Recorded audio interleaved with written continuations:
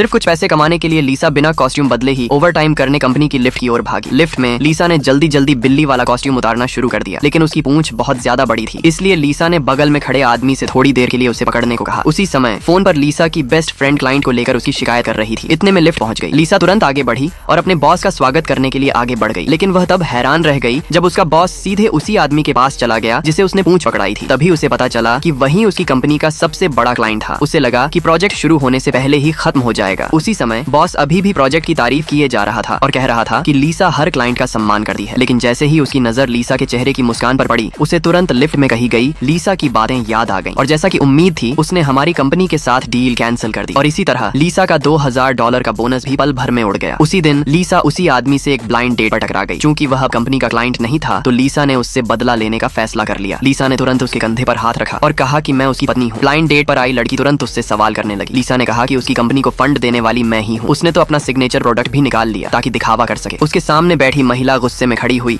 और तुरंत वहां से चली गई। लीसा ने जीत की मुस्कान के साथ उसका मजाक उड़ाया, लेकिन उसकी हैरानी तब हुई जब उसने कहा कि वह ब्लाइंड डेट उसके परिवार ने तय की थी। असल में वह उसे ठुकराने का बहाना ढूंढ रहा था। यह सुनकर लीसा पूरी तरह बेबस हो गई। उसने मुझसे पूछा, क्या तुम्हें वो $2000 वाकई इतनी बुरी तरह चाहिए? लीसा ने कहा, मैं कुछ भी कर सकती हूँ। यह सुनते ही वह अचानक खड़ा हो गया और मेरे बहुत पास झुकाया। उसने यह भी कहा कि वह मुझे हर महीने $50,000 देगा, बस शर्त यह है कि मैं उसकी गर्लफ्रेंड बनकर नाटक करूँ। आगे क्या हुआ जानने के लिए वीडियो को लाइक करें, चैनल को सब्सक्राइब करें और कमेंट में पार्ट 2 लिखें।